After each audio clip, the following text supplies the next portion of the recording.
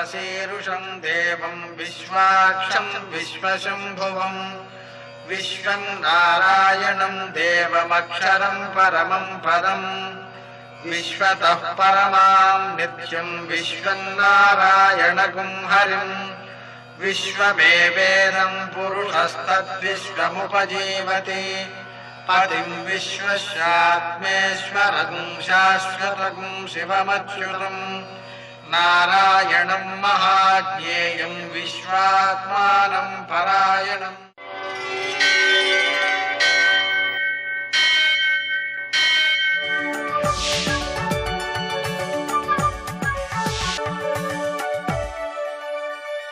सूर्यशौर्यमथेन्दुरिन्द्रपदवी सन्मङ्गलं मङ्गलम्। यः कर्ता जगतां भर्ता संभर्ता महसां निधिः ప్రణమామి తమాదిత్యం బహిరంతస్తమోపహం। నేటి కాలమాన విశేషాలను గమనిద్దాం. స్వస్తి శ్రీ చాంద్రమాన మన్మథనామ సంవత్సరం దక్షిణాయనం శరదృతువు కార్తీక మాసం శుక్లపక్షం ఆదివారం సూర్యోదయం 6:28 సూర్యాస్తమయం 5:35 తిథి ఏకాదశి సాయంకాలం 4:09 వరకు నక్షత్రం ఉత్తరాభాద్ర మధ్యాహ్నం 2:25 వరకు వర్జం రాత్రి 1:20 నుంచి 2:45 వరకు దుర్ముహూర్తం సాయంకాలం 4:06 నుంచి 4:51 వరకు అమృతకాలం ఉదయం 10 గంటల నుంచి 11:28 వరకు రాహుకాలం ఆదివారం కాబట్టి సాయంకాలం 4:30 నుంచి 6 గంటల వరకు అష్టకవర్గ రీత్యా శుభప్రదమైన సమయం ఉదయం 7 గంటలకి। నేటి విశేషం ఉత్థాన ఏకాదశి, దీన్ని బోధన ఏకాదశి అని కూడా అంటారు. గత 4 మాసములుగా విష్ణుమూర్తి యోగ నిద్రలో ఉండి సకల జనుల యొక్క శుభములను ఆలోచిస్తూ ఉన్నాడు. ఆ సమయంలో పుణ్య కార్యక్రమాలను చేసినటువంటి వారందరి యొక్క ఆ పుణ్యములను సంవత్సరం మొత్తం చేస్తే వచ్చే ఫలితాన్ని ఇచ్చే విధంగా ఆయన రూపొందిస్తాడనమాట. అందుకనే చాతుర్మాస్య దీక్ష సక్రమంగా నెరవేరుస్తూ ఉంటారు. అది ఈ రోజుతో పూర్తవుతుందన్నమాట. ఆ విధంగా ఉన్నటువంటి ఈ ఏకాదశి నాడు ఉపవాసం ఉండడం, అందులో కార్తీక మాసంలో ఏకాదశి కదా, అందువలన ఉపవాసం ఉండడం చాలా శ్రేష్టమైనటువంటిది. అందువలన మనం ఈ వ్రతాన్ని సమగ్రంగా ఆచరించుకోవచ్చు. అదేవిధంగా ఈరోజు ధనురయనం అంటే సాయన ధనుస్సు రాశి ప్రవేశం, అది రాత్రి 8:46 అయిందనమాట. ఆ కారణంగా అయన ప్రయుక్తమైనటువంటి షడశీతి పుణ్యకాలం మధ్యాహ్నం 12:01 నుంచి సూర్యాస్తమయం వరకు కూడా ఆ పుణ్యకాలం ఉంటుంది. ఆ సమయంలో మనం చేసేటువంటి పితృదేవతలకు సంబంధించినటువంటి కార్యక్రమాలు ఉత్తమ ఫలితాలను అందజేస్తాయి. దానము అలాగే హోమము చాలా సత్ఫలితాలను ఇస్తాయి. విశేషించి పెరుగు దానం చేయటం అలాగే సువర్ణం దానం చేయటం చాలా ఉత్తమ ఫలితాలను అందజేస్తుంది. నేటి ఆణిమత్యాలు.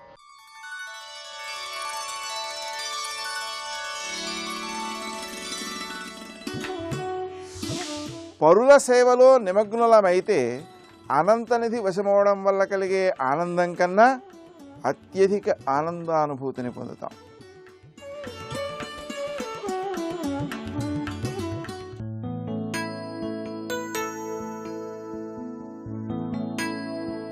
కళలతో కోరికలు సాధ్యం కావు, కష్టపడే తత్వాన్ని అలవర్చుకోవాలి.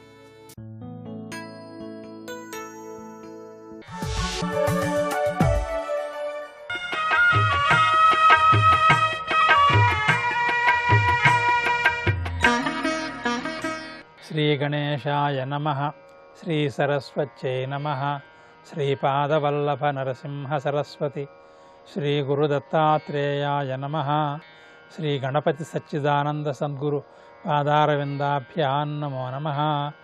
జయ గురుదత్త.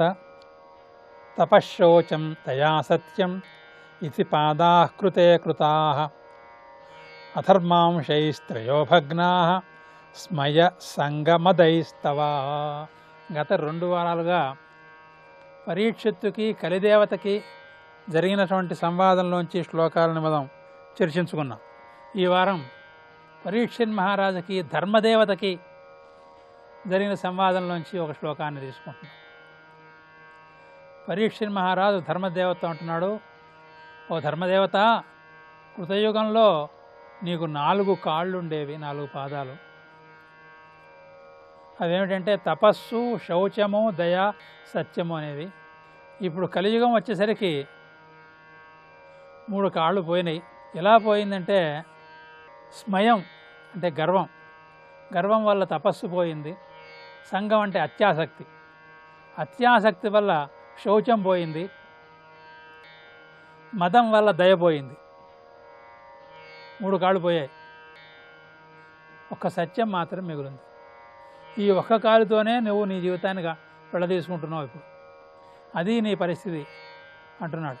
ధర్మదేవత యొక్క కాళ్ళు అనే నెపంతో సాధకులు తాము ఏ సాధన చేసినా సరే, భక్తి యోగ సాధన చేసినా సరే, అష్టాంగ యోగ సాధన చేసినా సరే, జ్ఞానయోగ సాధన చేసినా సరే, సమాజ సేవారూపమైన సాధన చేసినా సరే, ఇంకా అనేక రూపాలైనటువంటి సాధనలు ఏవైతే ఉన్నాయో వాటిల్లో ఏది చేసినా సరే ఏ గుణాలని దగ్గర పెట్టుకోవాలి, ఏ గుణాలకి ఏ గుణాల వల్ల విరోధం వస్తుంది, విరోధం వచ్చినప్పుడు ఏ జాగ్రత్తలు వహించాలి, చివరికి కనీసపక్షంగా ఏ గుణాన్ని మిగుల్చుకోవాలి అనే విషయాన్ని మనకి దీంట్లో సంకేతపరంగా, సాంకేతికంగా, సూచనాపరంగా అందిస్తున్నారు. చాలామంది సాధకులు ఏమంటూ ఉంటారంటే, మాకు సరిగ్గా సాధన సాగట్లేదండి అంటారు.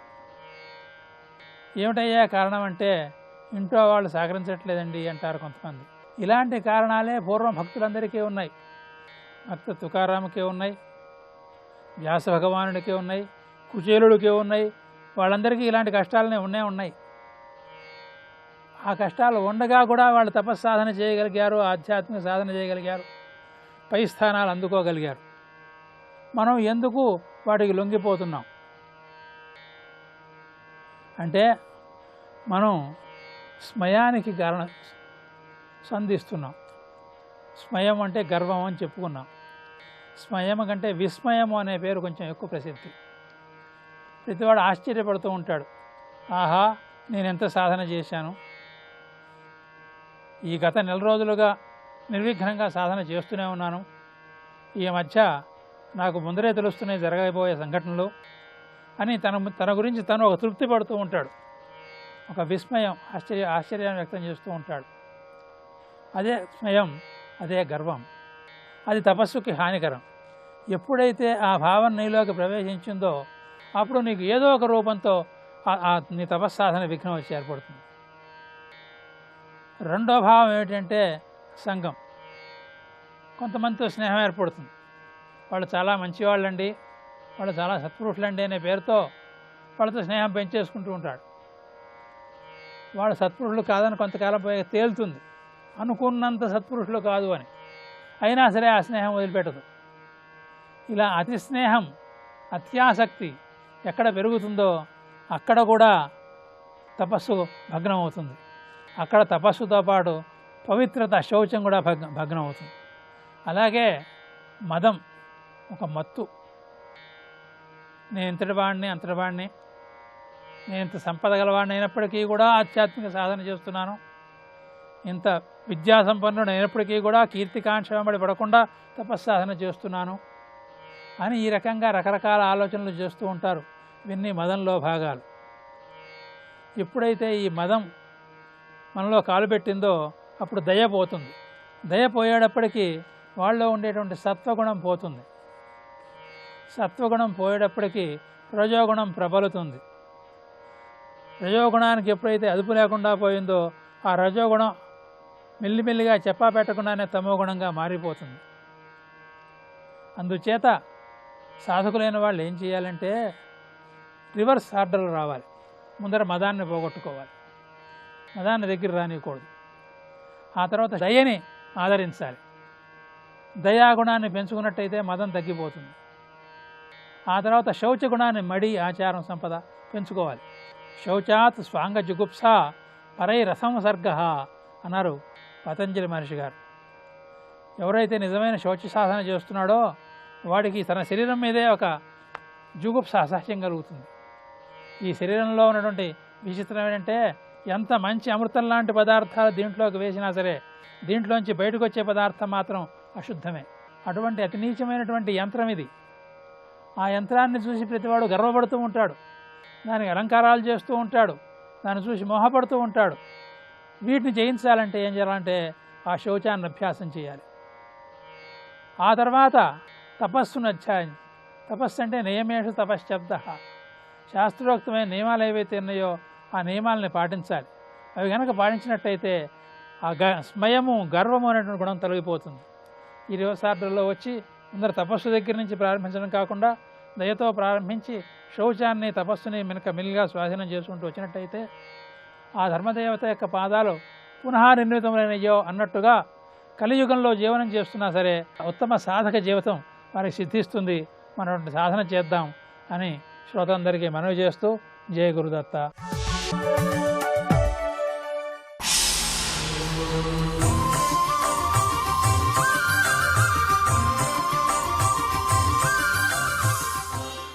శతక సాహితీ సరస్వతికి నమస్కారం.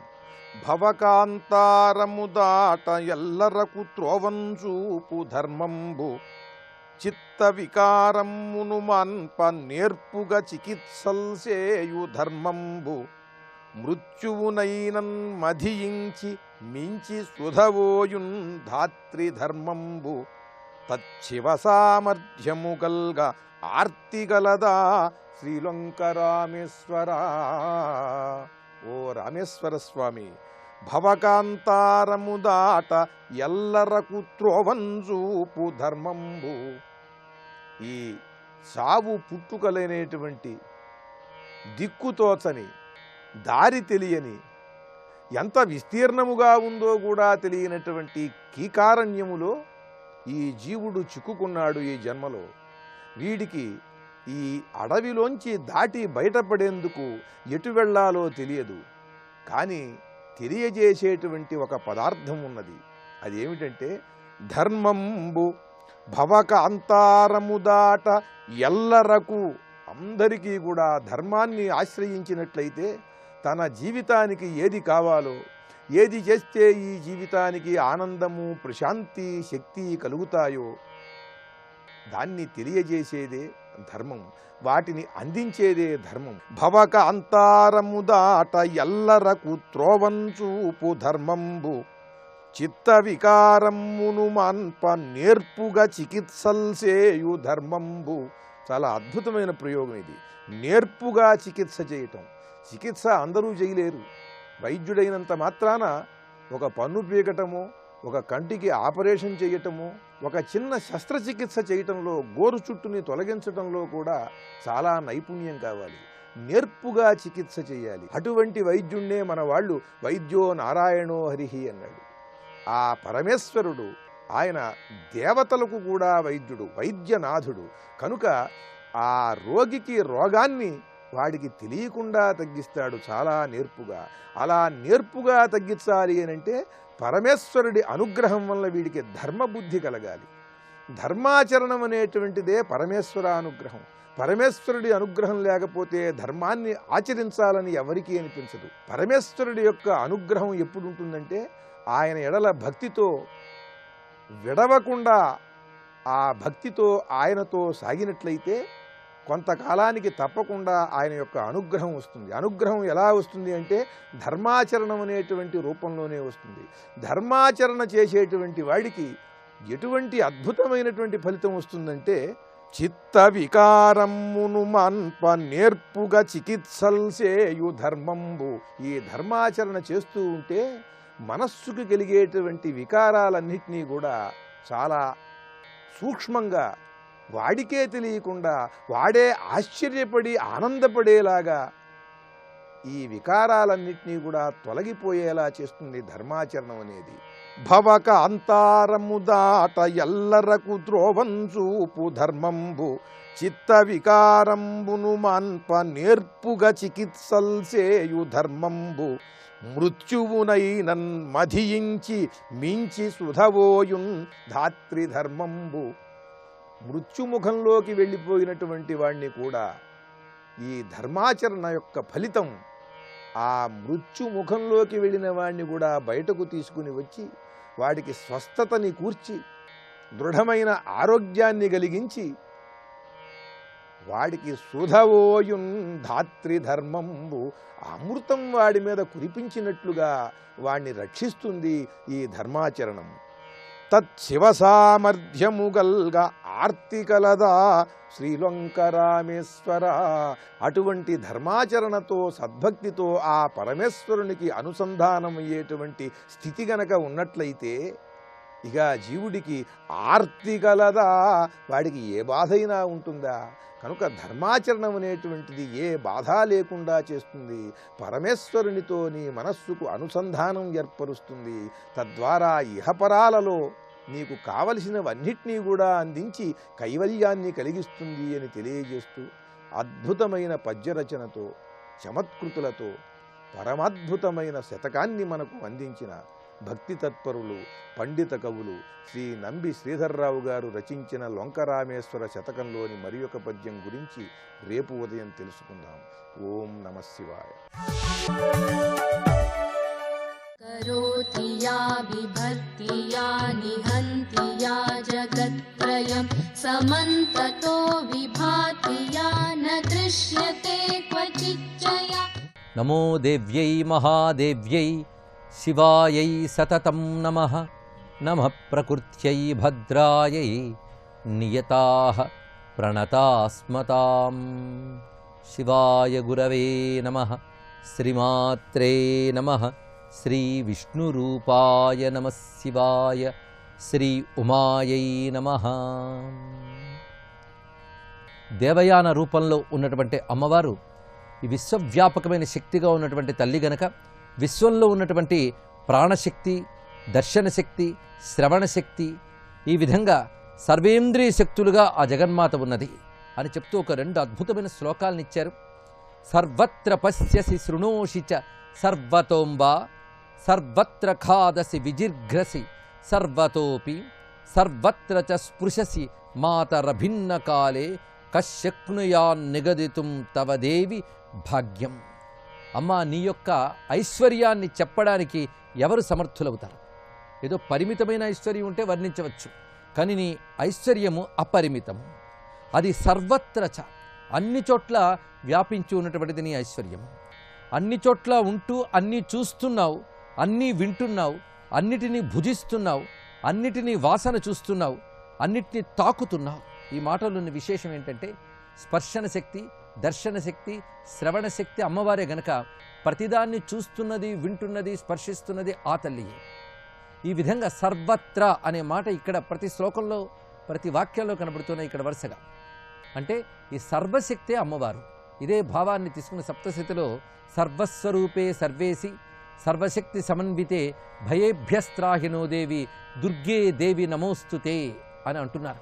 ఇలాంటి సర్వత్ర శబ్దంతోనే మరొక శ్లోకము సర్వత్ర నందసి విముంచసి సర్వతోంబా సర్వత్ర సంసరసి గర్జసి సర్వతోపి సర్వత్ర దేవి కురుషే తవ కర్మజాల వైచిత్ర్యం ఈశ్వరి నిరూపయితుం క్షమక్కః.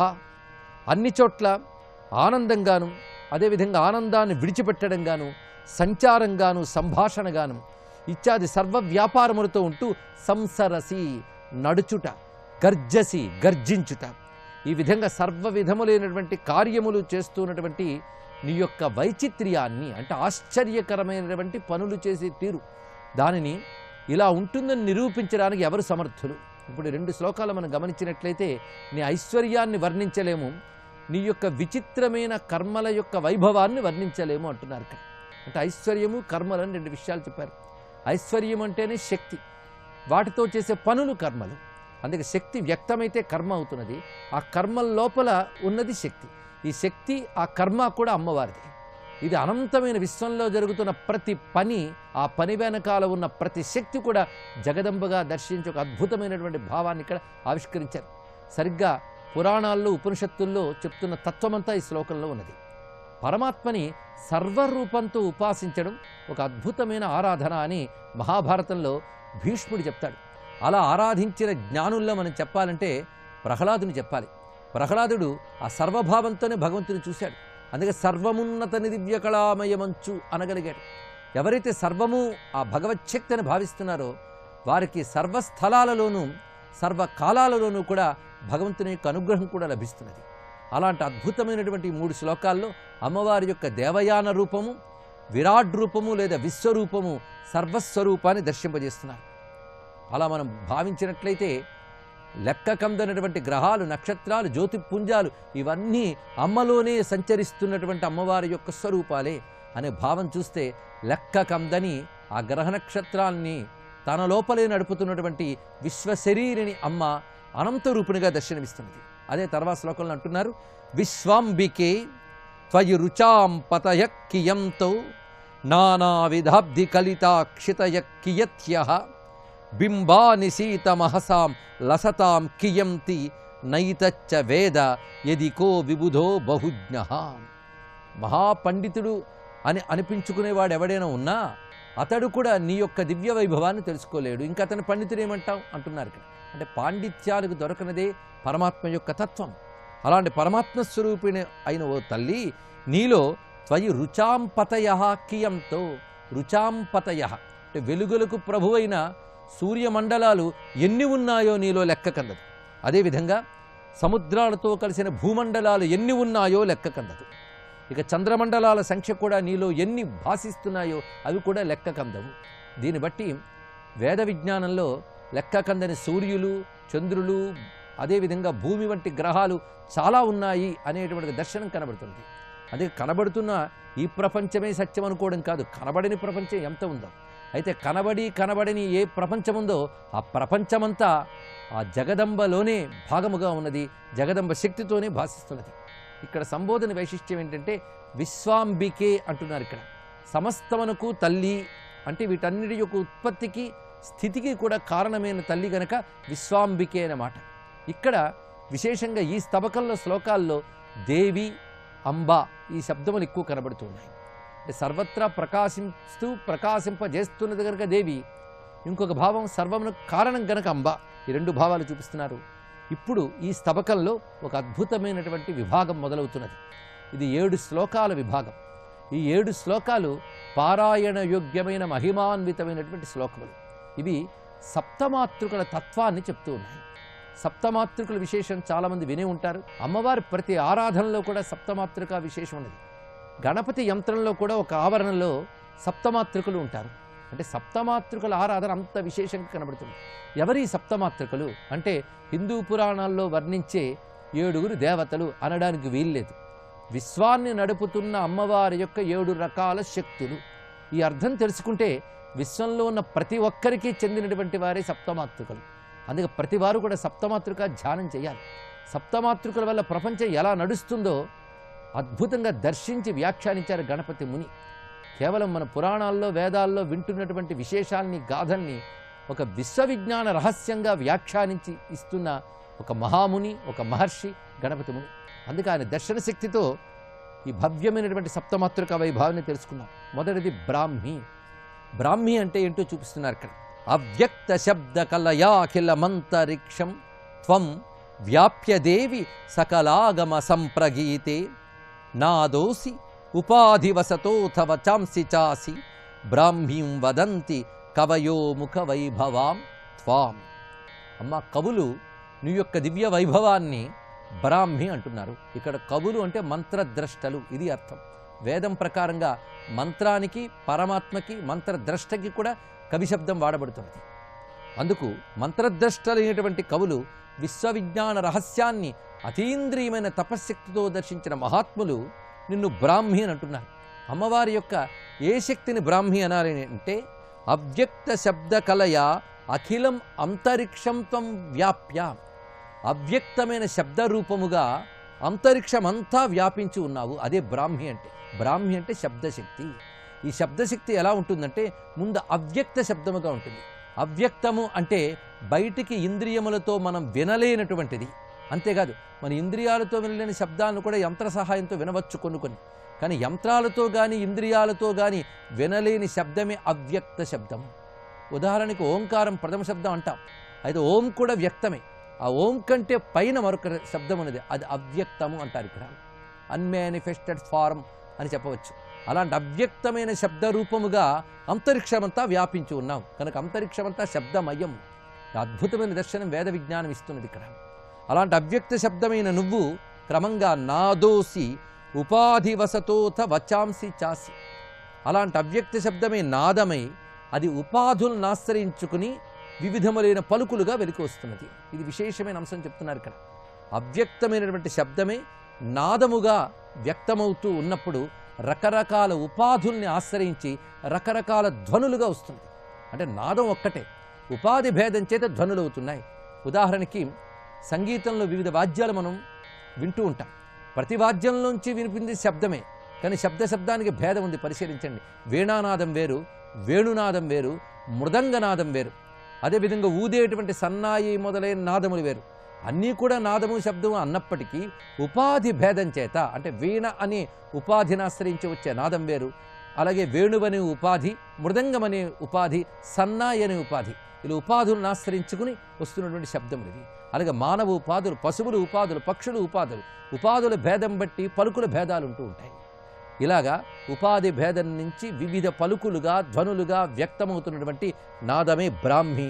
అది నీ స్వరూపమని ఋషులు దర్శించి చెప్తున్నారు అంటూ బ్రాహ్మ్యై నమః.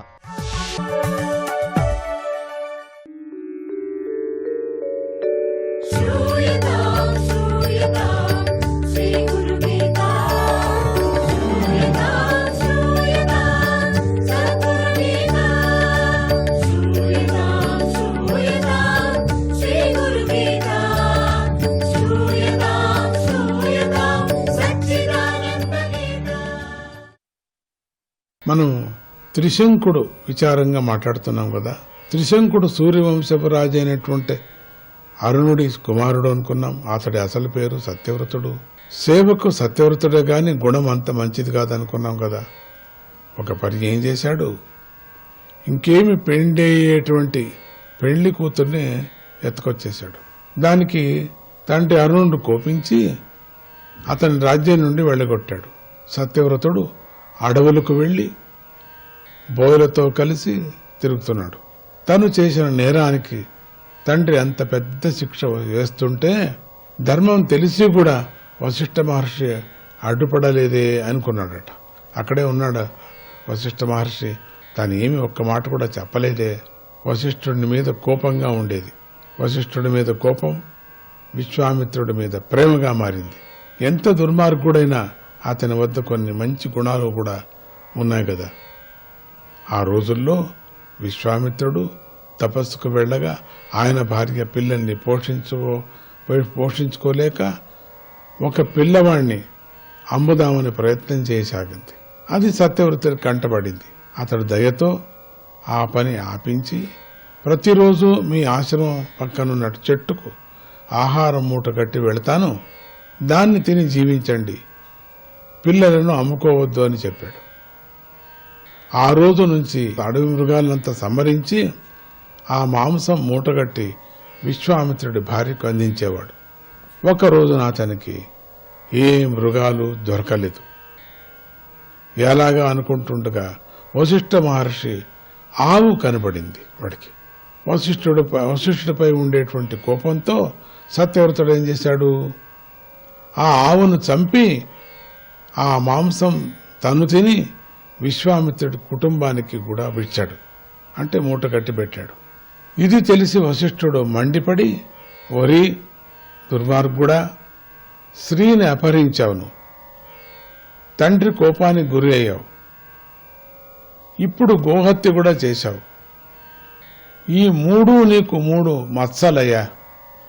కనుక నువ్వు త్రిశంకువు అనేటువంటి పేరు పొంది అందరికీ కనిపించే పిశాచ రూపంగా మారి తిరుగు అని శపించాడు. ఇలా ఉండగా పిశాచంగా ఉన్నటువంటి సత్యవ్రతుడికి ఒక మునిపుత్రుడి దయ వల్ల శ్రీమాత యొక్క నవాక్షర మంత్రోపదేశం లభించింది. అతడు ఆ మంత్రాన్ని తీవ్రంగా జపం చేస్తున్నాడు. చాలా జపం చేశాక జపశాంతికి హోమం చేయదలిసి బ్రాహ్మణులను పిలిచాడు. వాళ్ళు గురుశాపం వల్ల పిశాచి అయిన నీకు వేదాధికారం లేదు, మేమంతా కూడా ఋత్విక్కులుగా రాము మేము అని తిరస్కరించారు. ఇక చూడండి, సత్యవ్రతుడు అవమానంతో దేహ త్యాగానికి చిత్తి పేర్చుకొని దూకే ముందు తన ఇష్టదేవతను పరమేశ్వరుని ధ్యానించాడు. త్రిశంకువు భక్తికి మెచ్చి ఆ లలితా పరమేశ్వరిని ఆకాశంలో సాక్షాత్కరించింది అమ్మవారు.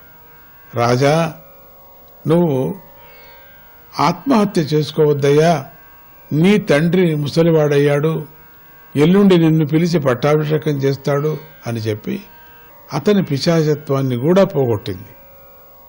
దీని కృప వల్ల త్రిశంకుడు మళ్లీ తేజస్వనుడయ్యాడు. నారద మహర్షి వల్ల ఇక్కడ జరిగినటువంటి వృత్తాంతం అరుణరాజుకు తెలిసింది.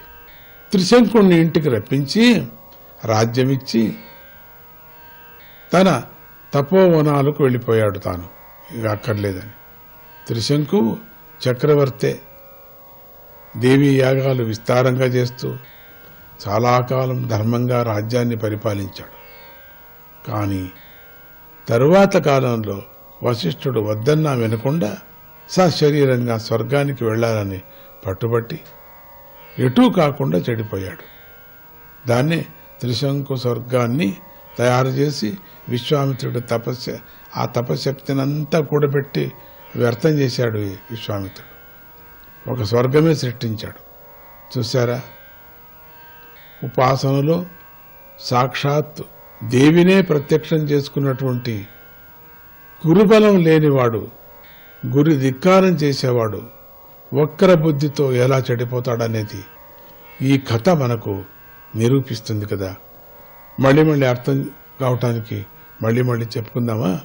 జై గురుదత్త.